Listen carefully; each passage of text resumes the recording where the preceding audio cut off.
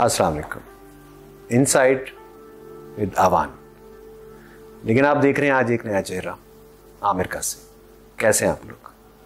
आवान साहब ने मुझे बुलाया एक नए प्रोग्राम के लिए, एक ऐसा प्रोग्राम जिसमें हम अपने बारे में बात करेंगे, आपके बारे में, मेरे बारे में।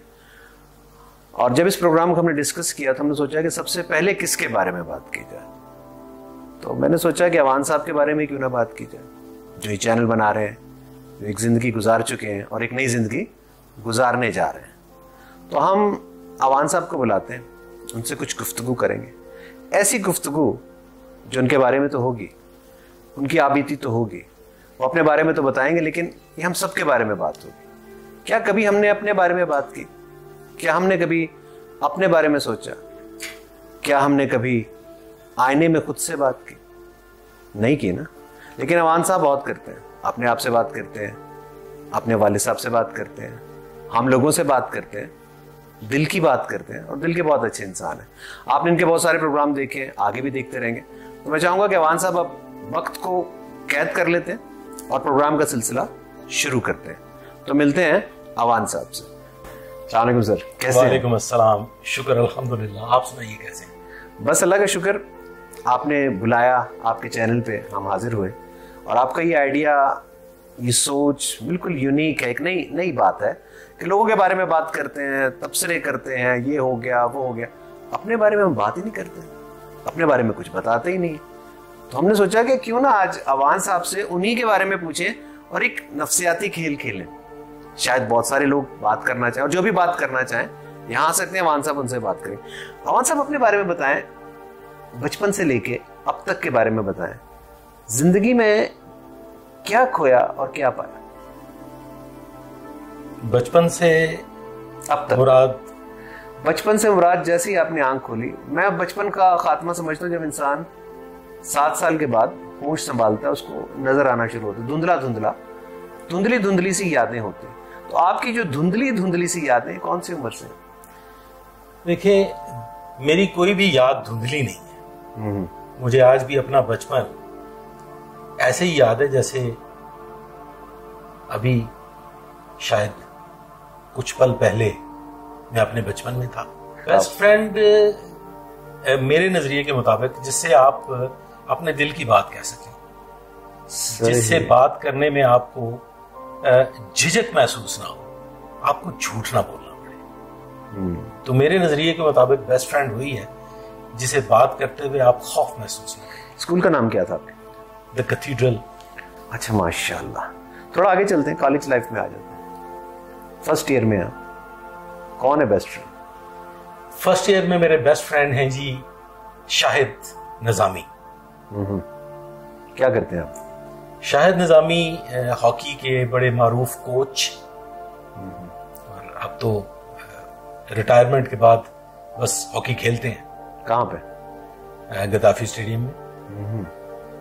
आप क्या कर रहे हैं रिटायरमेंट के बाद? मैं रिटायरमेंट के बाद अपने बचपन को लेके अपनी जवानी में पहुंचने की कोशिश कर रहा हूं। कहां से महसूस होता है कि अभी भी आप अपने बचपन और जवानी के दरमियान में हैं, या बढ़ गए आगे? देखिए काशी साहब, बात इस तरह से है कि मैंने जो जिंदगी जी ली, या जो जिंदगी मैं जी रहा हूं, सच पूछे तो ये मेरी जिंदगी नहीं है।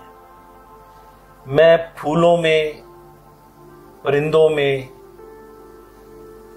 पालतू जानवरों में, नदी किनारे, खेतों में जीने वाला इंसान था, जो शायद मैं आज तक नहीं जी सका। मेरी आज की जिंदगी सच्ची जिंदगी नहीं है। ये एक मसनूई जिंदगी है जो मैं गुजार चुका हूं और आइंदा भी गुजार रहा हूं। बहुत कम उम्र में वालिद के साए से महरूम हुए, वो जख्म कभी नहीं भरता। आपके साथ जब ये हुआ तो आप अपने वालिद के कितने करीब थे? ताजी साहब, ये तो मुझे इल्म नहीं है कि मैं अपने वालिद के कितना करीब था, लेकिन मुझे अपने वालिद की वो बातें जो शायद मेरे बहुत बचपन में वो कहा करते थे, और जो जिंदगी वो गुजारा करते थे, वो एक फिल्म की तरह पर्दा स्क्रीन पे मुझे आज भी दिखाई देती हैं। और सच पूछे तो मैं अपने वालिद को अपने साथ महसूस करता हूं। मेरे वालिद का इंतकाल हुआ, मैं उस वक्त पौने 18 साल का था। और एक बहुत कड़वा सच है, वो ये है कि मैं आज भी पौने 18 साल का हूं। मेरी जिंदगी वहीं रुक गई जिस उम्र में मैं था जब मेरे वालिद इस दुनिया से चले गए। थोड़ा इसको क्लियरली बताएं कि कैसे रुक गए आप? मतलब पौने 18 साल के आज भी अपने आप को महसूस करते हैं। क्या खलिश थी, क्या ऐसी बात थी जो मुकम्मल ना हो सके और उसको आज भी आप मुकम्मल करना चाह रहे हैं? देखें काजी साहब, हमारे वालिद ने ना हमें कभी गोद में उठाया, ना कंधों पे बिठा के कभी सैर सपाटे करवाए। वो बड़े रिजर्व लेकिन बड़े ही बेहतरीन और अजीम इंसान थे। उनकी जिंदगी कुछ इतनी सच्ची और खरी थी कि मेरा दिल चाहता था कि मैं अपने वालिद की कॉपी करूं, मैं अपने वालिद के नक्शे कदम पे चलूं। और उस कोशिश में मैं किस हद तक कामयाब हुआ ये तो मैं नहीं जानता, लेकिन आज भी मैं अपने वालिद के नक्शे कदम पे चलने की बहुत कोशिश करता हूं। मैं आज भी अपने वालिद के गले लग के रोता हूं। मैं आज भी अपने वालिद से बातें करता हूं। आपके वालिद साहब पुलिस में थे जी। किस ओहदे तक गए वो? एसपी तक गए जी। माशाल्लाह। आप भी उनके नक्शे कदम पे चलते हुए पुलिस में आए। आपके वालिद साहब एक इंतहाई ईमानदार, एक इंतहाई सुलझे हुए, एक इंतहाई शरीफ और नफ्स इंसान थे। आप उनके नक्शे कदम पे चलना चाहते थे। आप पुलिस में आए, उस जमाने में पुलिस में आए, उस दौर में पुलिस में आए। क्या आप चल पाए? जी, मैंने बहुत कोशिश की और उस कोशिश के नतीजे में इतने जख्म खाए, इतनी चोटें खाई कि वो जख्म आज भी वैसे ही ताजा है। वो जख्म ताज़ा है, उनसे खून रस रहा है। हम आपके उस पहले जख्म की बात करते हैं। महकमा पुलिस में आप आते हैं, वालिद के नक्शे कदम पे चलना चाहते हैं। पहला कार्य या पहला वार जो आप पे होता है वो कैसे होता है, कहाँ होता है? असल में मेरी जिंदगी का अलमिया ये है, मैं इसे अलमिया कहूंगा, कि वालिद के इस दुनिया से चले जाने के बाद जिस किसी ने एहतराम किया मैंने उसको अपनी औलाद समझ लिया। जिस किसी बुजुर्ग ने प्यार किया मैं उसकी खिदमत में लग गया। जिस किसी ने भाई कह दिया तो फिर सब कुछ पसे पुश डाल के उसकी कामयाबियों के लिए, उसकी तरक्की और तामीर के लिए दिन रात सर्फ कर दिए। लेकिन इन रिटर्न ना तो मुझे कुछ चाहिए था और सच पूछें मिला भी कुछ नहीं। जख्म कैसे मिला? जख्म इतने हैं कि अगर बयान करने पे आऊं तो शायद एक पूरी किताब बन जाएगी। हम तो सिर्फ पहले जख्म की बात करें। पहला जख्म ऐसे है जी कि इंसान से लग्जिशें भी होती हैं, गलतियां भी होती हैं। 9 उम्री में, बचपने में एज अ पुलिस ऑफिसर एक गलती हो गई। ऑल्दो वो कोई क्रिमिनल मिस्टेक नहीं थी, वो एक रेड था जो किसी बड़ी जगह पे हो गया। और वो शख्स जिसने हमारे घर में आंख खोली, जो मेरे वालिद का भी खिदमतगुजार था, जो हमारे घर से बेइंतहा फैज याब हुआ, मैं उसके पास गया। वो भी पुलिस ऑफिसर था। वो पुलिस हेडक्वार्टर की ग्राउंड के स्टेज पे खड़ा था। मैं उसके करीब गया तो उसने दूर से मुझे इशारा कर दिया कि मैं आपको साइड पे आके करता हूं। वो लम्हा मेरे लिए इतना तकलीफ का बायस था कि आज मुझे एक मुश्किल पेश आई है। मैं एक परेशानी में हूं। मैंने एक रेड कर दिया और एक बड़ी जगह पे रेड कर दिया है और औकाबी नजरें मुझ पे गड़ी हुई हैं और मुझे नुकसान पहुंचाना चाहती हैं। तो इस शख्स ने दूर से मुझे इशारा करके मुझसे दूरी इख्तियार कर ली, इस खौफ से कि कहीं मैं भी रगड़े में ना आ जाऊं। वो एक ऐसी चोट थी कासी साहब, जो एक 18.5 साल के, 19 साल के नौजवान के लिए बहुत बड़ी तकलीफ थी, और वो मेरी जिंदगी का पहला एक्सपीरियंस था। और उस मतलब उस तजर्बे से, एक्सपीरियंस से आप सीखते चले गए। थोड़ा सा हम फास्ट फॉरवर्ड में चलते हैं। उसके बाद भी आपको जख्म लगते रहे, और उनमें से एक जख्म ये भी था कि आपकी ट्रांसफ़र बहुत जल्दी हो जाती थी। किसी एक इलाके में, किसी एक जगह में आप ज़्यादा देर तक नहीं रुकते थे। क्या ये सही है? ये बिल्कुल दुरुस्त है जी।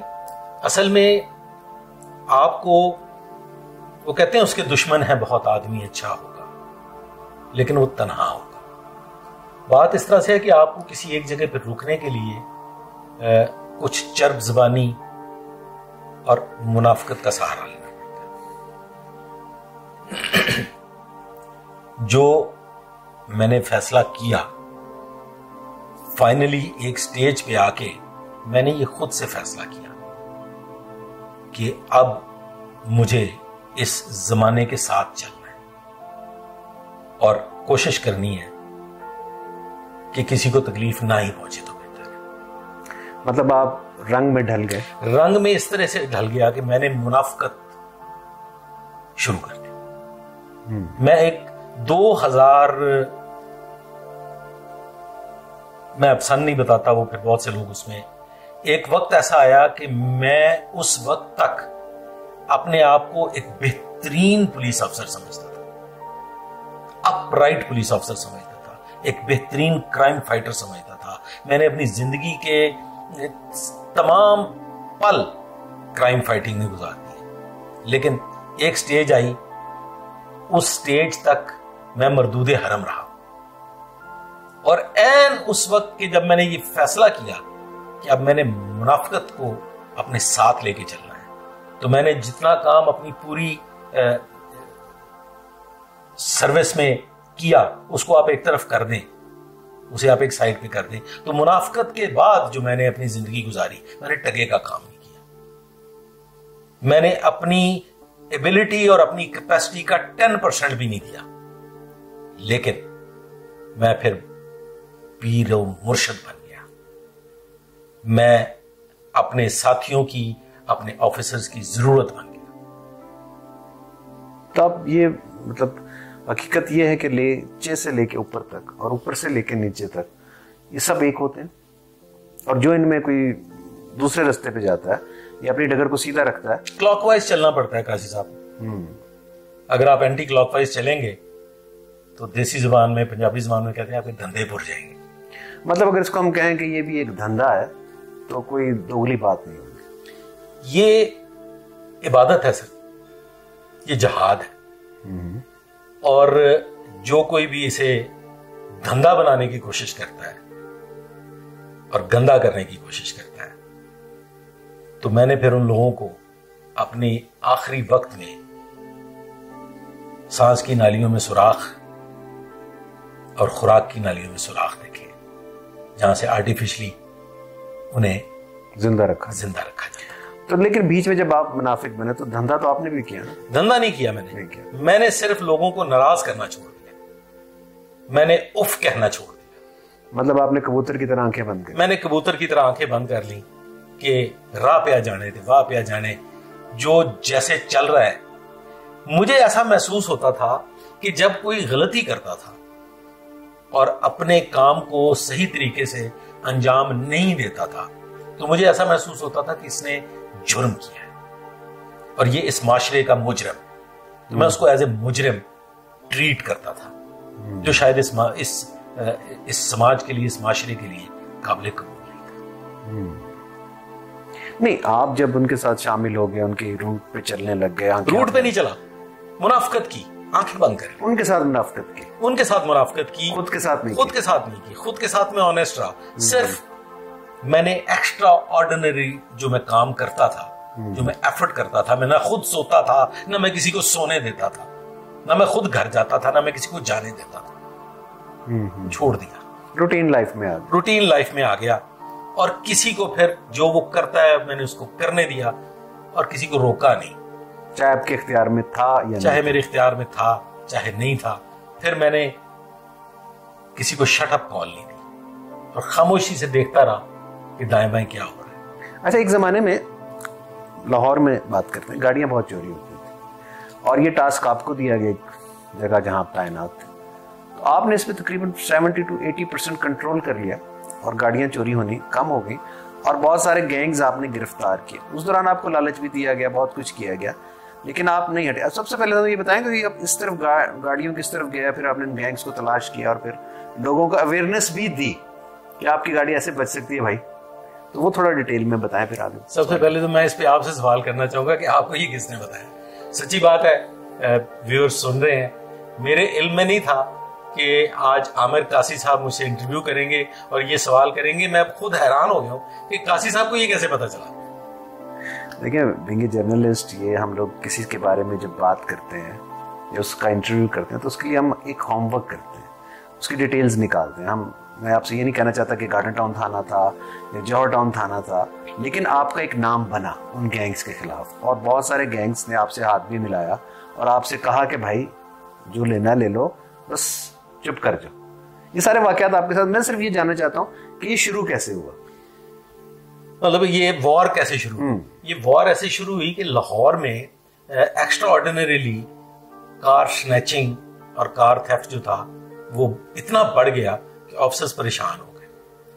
तो मैं उन दोनों उकाड़ा में था और मैं ये चाहता भी था कि मैं लाहौर आऊं, लेकिन अनफॉर्चुनेटली वो एक बड़ी खास वजह है, बड़े भाईजान नहीं चाहते थे कि मैं लाहौर आऊं, तो बड़े भाईजान ने मुझे लाहौर से बाहर भेजा था। तो खैर वो मैं उसको डिस्कस। अच्छा, इसमें बड़े भाईजान, एक तो आपके भाई भी पुलिस में थे, लेकिन जिन बड़े भाईजान की आप बात कर रहे हैं वो कोई और है? वो कोई और है।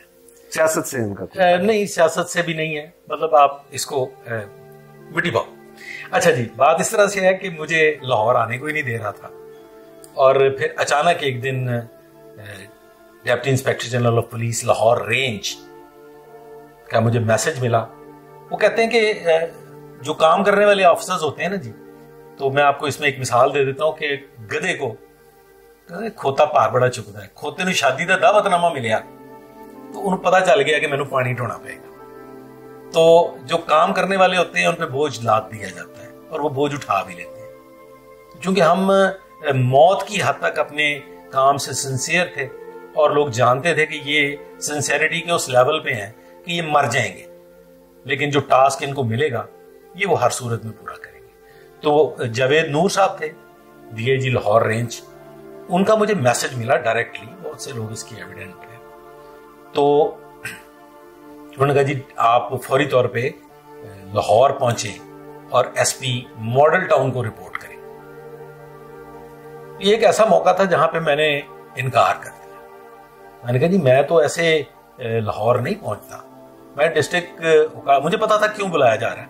लाहौर में कार चोरी और कार स्नैचिंग बहुत बढ़ गई और एक बहुत बड़ी शख्सियत की बहुत बड़ी गाड़ी कैफे जोक है MM आलम रोड पे, उसके बाहर से स्नैच हो गई। मर्सिडीज थी काले रंग की? नहीं, वो एक लैंड क्रूजर टाइप गाड़ी थी, तो वो स्नैच हो गई। अब जब वो स्नैच हो गई तो वो एक बहुत बड़ी एक ऐसा वाकया था जिसपे हिल के रह गए सब और अल्टीमेटम दे दिया गवर्नर ने भी कि ये हर सूरत में रोके। कौन सा सन था ये? 90s की बात कर रहा हूँ, 96-7, ये 97 की बात कर रहा हूँ। बेनजीर का दौर था, शायद मुहतरमा का दौर था, पीपल्स पार्टी के गवर्नर थे जी। तो उस जमाने में फिर जब मुझे बुलवाया गया तो मैंने ये शर्त रखी कि मुझे लाहौर ट्रांसफर किया जाए।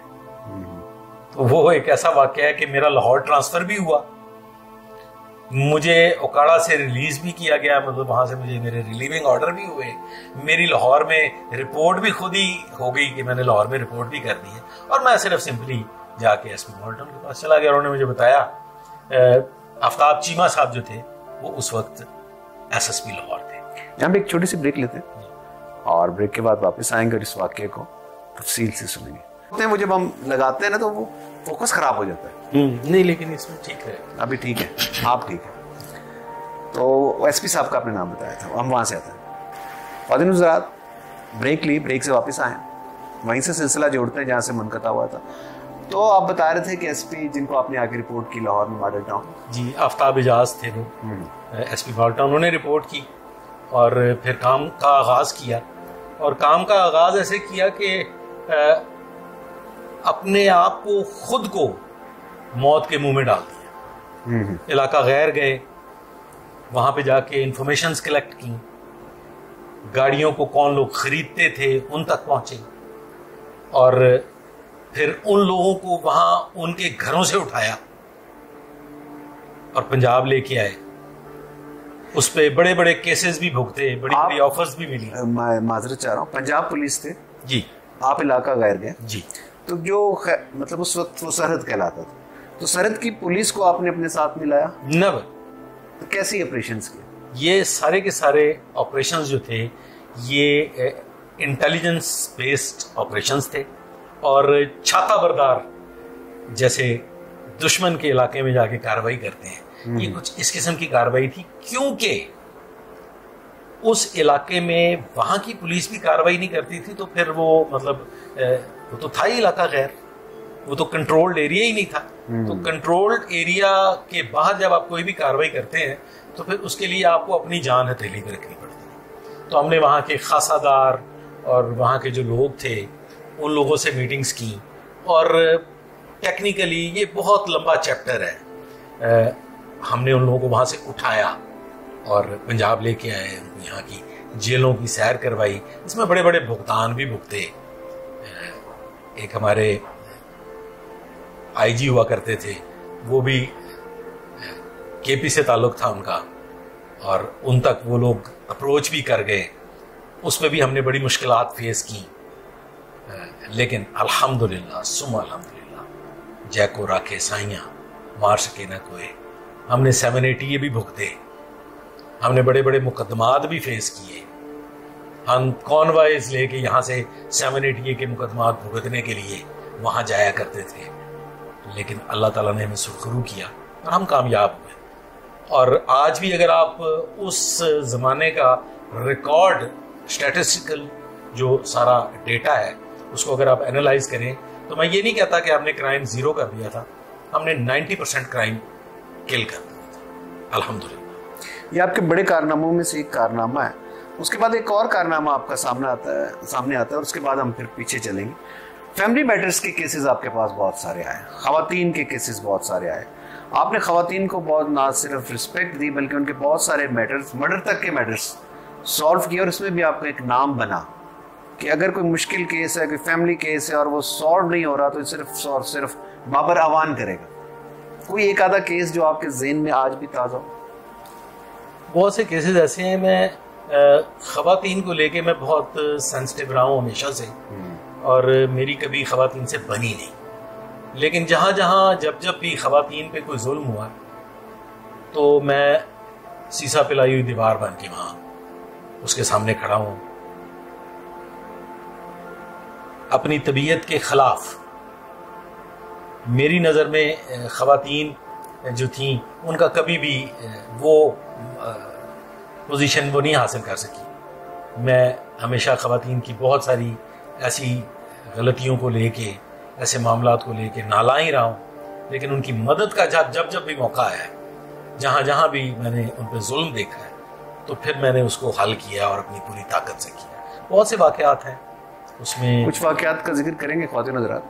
वालिद से बेतहाशा मोहब्बत वालिदा से ज़्यादा थी या वालिद से ज़्यादा थी? देखें, वालिद वो फिगर होता है जो आपकी ताकत होता है। वालिद आपका भाई भी होता है, वालिद आपका दोस्त भी होता है, वालिद आपकी एनर्जी भी होता है।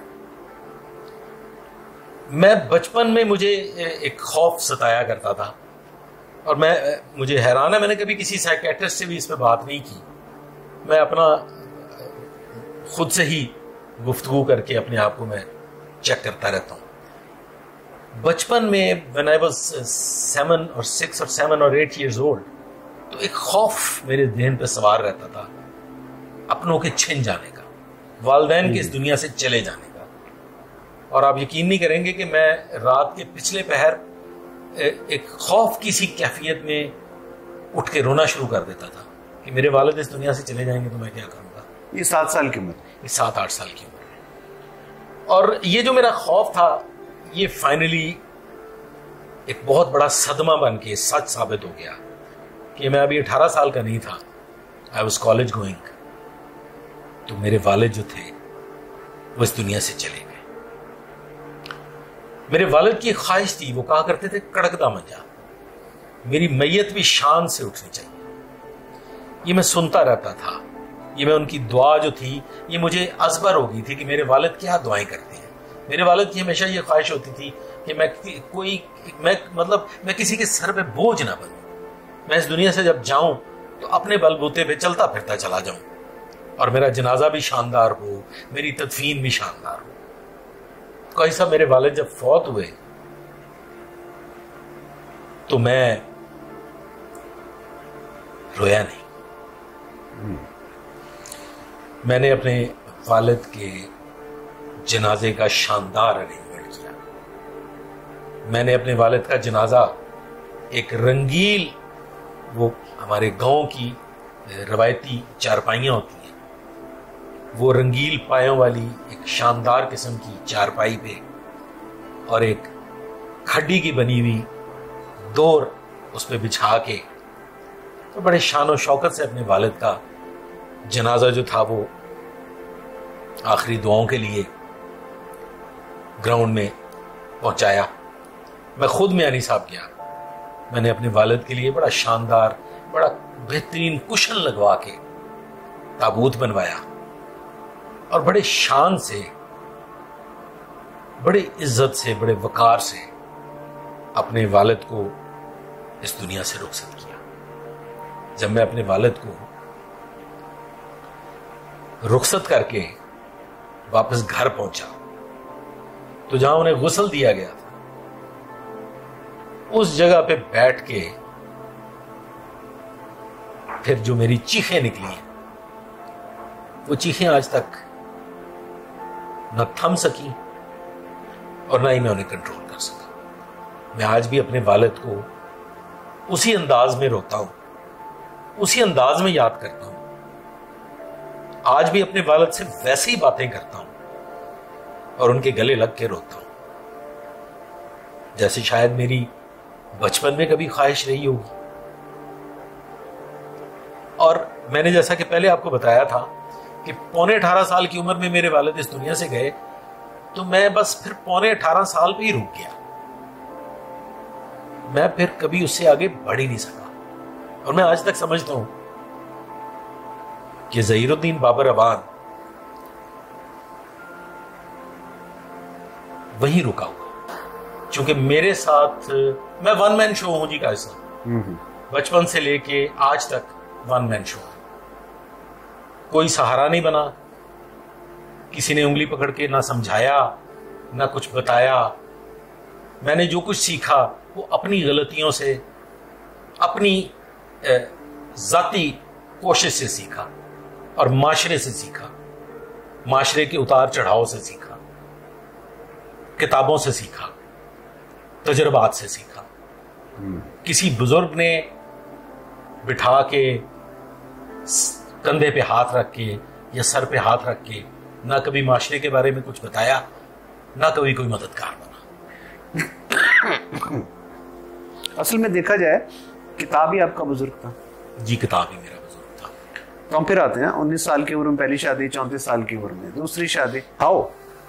मैंने अपनी गुफ्तगू के आगाज में अर्ज किया था कि मैंने जो जिंदगी जी है और जो मैं आज जी रहा हूं ये ज़हीरुद्दीन बाबर की जिंदगी नहीं है। ज़हीरुद्दीन बाबर तो किसी नदी के किनारे, किसी खेत में भेड़ बकरियों के एक झुरमट में फूलों, पौधों और परिंदों के संग जिंदगी गुजारने का ख्वाहिशमंद था। मुझे इस दुनिया की चकोचौंध और इस दुनिया की रोशनियां, इस दुनिया के शोर शराबे, हंगामे ना कभी बचपन में पसंद थे, ना जवानी में, और ना आज कभी भी पसंद नहीं था। मैं बहुत खामोश जिंदगी गुजारने का कायल था। मैं तन्हाई में बैठ के घंटों गुजार लेने का शौक रखने वाला शख्स इस शोरो गुल में कहीं खो गया। औलाद को अपना बाप बना के रखा, दोस्तों रिश्तेदारों की खिदमत करता रहा और इस सारी कश्मकश में ज़हीरुद्दीन बाबर कहीं खो गया। अपनी जात को तलाश करने की कोशिश करना, लेकिन ढूंढ नहीं पा रहा।